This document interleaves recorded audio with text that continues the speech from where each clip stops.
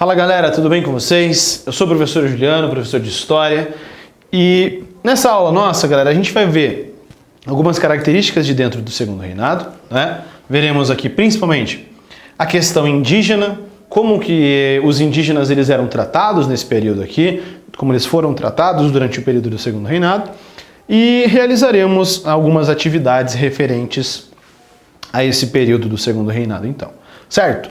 Então, a questão indígena, galera, vamos lá. A questão indígena no Império, ela levantou algumas discussões aqui nesse período, né? E a gente vai entender quais elementos são os mais importantes aqui. A política da conciliação aplicada por Dom Pedro II, a política de conciliação foi quando os partidos liberal e conservador, que não eram tão rivais assim, foi feita uma estabilidade política, uma certa, como diz o nome, conciliação, um certo acordo entre eles para que se mantivesse uma tranquilidade política no Brasil, né? Criando mecanismos que favorecessem a alternância de poder. Esses partidos, contudo, eram formados por integrantes da elite, ou seja, representavam o mesmo agrupamento social. Então você tem os membros da elite brasileira fazendo parte desses partidos políticos, tá? Representando, portanto, apenas esses valores. E os valores populares não se enquadravam aqui. Você precisa entender também o seguinte: qual que era a principal mão de obra no Brasil durante esse período ainda? A mão de obra do escravo. O negro, africano, escravizado vai ser a principal mão de obra, inclusive durante o Segundo Reinado. Sim, a partir de 1850 nós temos uma entrada de imigrantes europeus no território brasileiro, né? Mas a mão de obra escrava ainda vai ser preponderante. E claro que você não vai ter representantes de negros escravos aqui na política brasileira, tá? Aqui, os outros grupos sociais do Império, como as camadas populares, os escravizados e os povos indígenas, não tinham representantes no parlamento brasileiro. Então a política brasileira não era extremamente representativa. Ela tinha representantes apenas da elite, tá?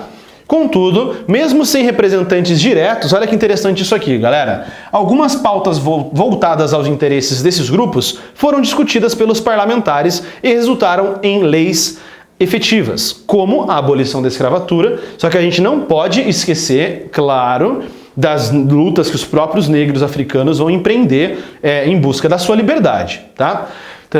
Movimento abolicionista. Sobre a questão indígena, o Decreto Imperial número 426 de 1845 foi a única, olha só, a única lei criada durante o Segundo Reinado que tratou das populações indígenas, tá? Que viviam no território brasileiro. Por meio dele, é possível perceber que a postura do Império era de tutela dessas populações. Vamos dar uma olhada aqui, então, nesse decreto do ano de 1845, tá? Você encontra isso daqui facilmente na internet também. E a referência que a gente vai ter é Brasil Imperial, da Keila Greenberg, que é um dos principais livros que nós temos sobre o Brasil Imperial, tá?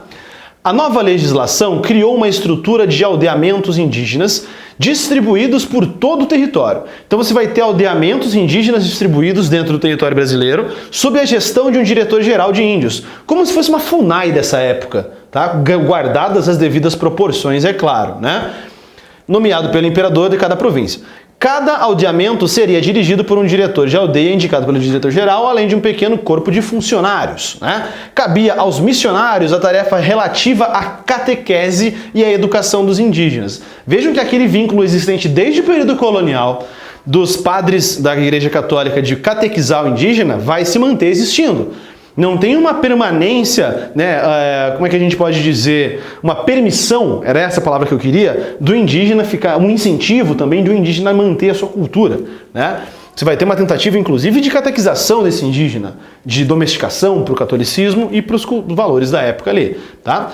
Cabia aos missionários a tarefa relativa à catequese e educação, enquanto que outros funcionários imperiais se encarregariam da vida cotidiana, incentivando o cultivo de alimentos, monitorando os contratos de trabalho, mantendo a tranquilidade e polícia dos aldeamentos. Você está vendo a inserção de mecanismos de dentro do Império Brasileiro nas terras indígenas aqui.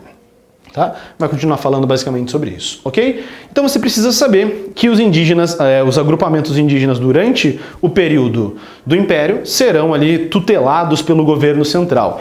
E claro, não são todas as tribos indígenas que vão passar por isso. Tá? Você vai ter no século XIX tribos indígenas que vão ficar isoladas ali ainda do mundo. Até hoje em dia você tem algumas pequenas tribos que são isoladas dessa maneira. Beleza? Vamos lá, vamos fazer aqui, responder algumas questõezinhas sobre o segundo reinado.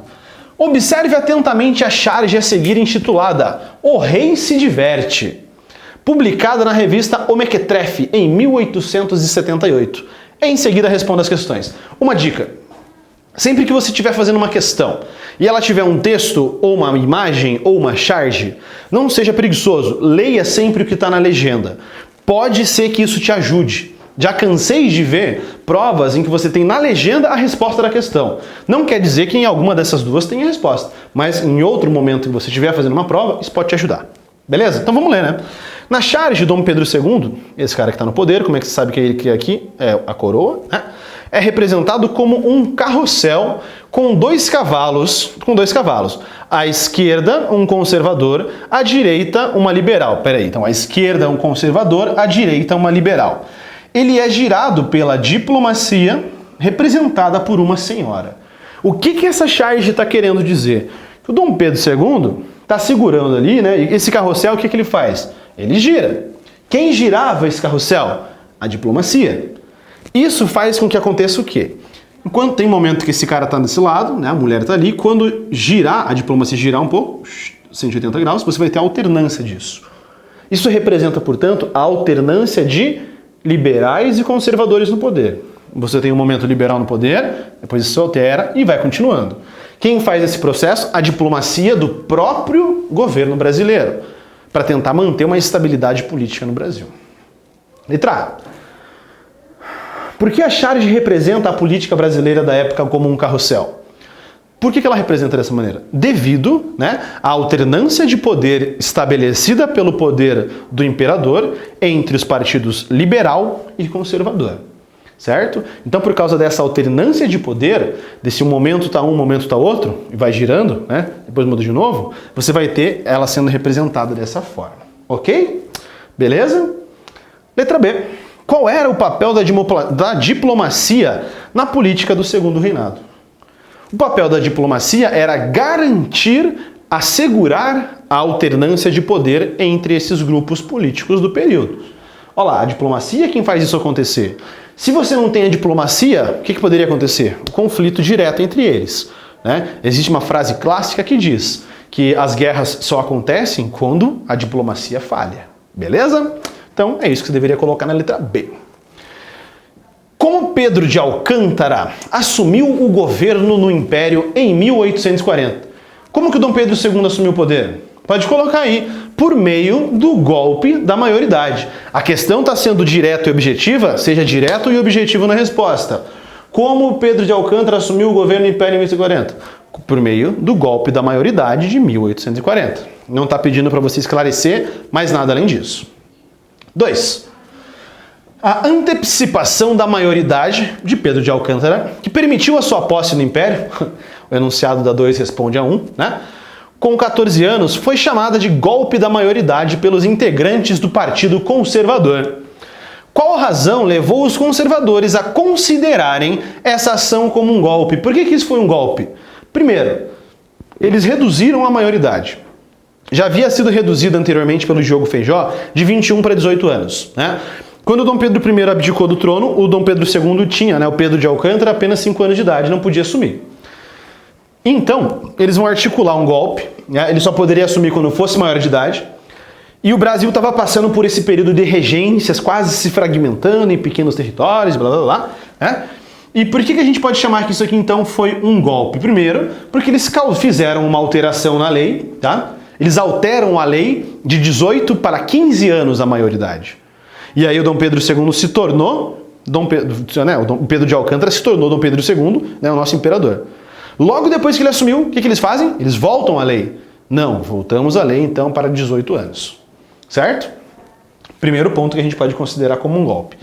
Segundo ponto para a gente justificar, pelos conservadores, isso como um golpe. Quem estava no poder durante o golpe? Tínhamos o Araújo de Lima. Tá? Nós tínhamos a regência Una de Araújo de Lima, um conservador, né, de 1837 a 1840. Então, para os conservadores que estavam no poder serem retirados, né, à força, isso foi considerado um golpe, então. Ok? São esses os elementos que você deve inserir na sua resposta. 2, 3. É possível afirmar que os partidos liberal e conservador não eram verdadeiros adversários? Então, é possível a gente afirmar que eles não eram verdadeiros adversários? Eles eram adversários, né? Mas não que eles tivessem, sim, eles eram adversários, porque eles estão disputando o poder. É isso que você tem que colocar na tua resposta. Mas para você saber, né, eles não tinham muitas desavenças ideológicas em si, mas sim disputas pelo próprio poder. 4. Quais foram os meios usados pelo Partido Liberal para eleger seus candidatos na primeira eleição do Segundo Reinado? Como é que ficou conhecida a primeira eleição do Segundo Reinado? As eleições do cacete. Então, quais mecanismos que eles utilizaram aqui? Fraude eleitoral. Pode colocar aí na sua respostinha. Ok? 5. Se os liberais e os conservadores não eram verdadeiros adversários, por que alguns liberais se revoltaram em Pernambuco em 1848? Por causa que lá em Pernambuco nós tínhamos o Partido Liberal da Praia. Né? Então eles eram os liberais um pouco mais radicais, e esse Partido Liberal Radical foi quem se revoltou contra o poder central em 1848. Beleza? Próxima e última. Qual foi a solução encontrada pelo imperador para conciliar os dois partidos do império? A criação do Ministério da Conciliação. Dessa maneira, ele conseguiu fazer com que os conservadores e os liberais se suportassem e se tolerassem no poder. Beleza, galera? Então a gente fecha por aqui essa nossa aula, ok? Espero que vocês tenham entendido os elementos importantes, conseguido corrigir. Se ficou um pouco rápido, pausa o vídeo, volta lá, responde direitinho a tua questão, ok? Beleza? Eu sou o professor Juliano, um forte abraço para vocês, até a nossa próxima aula, bons estudos e tchau!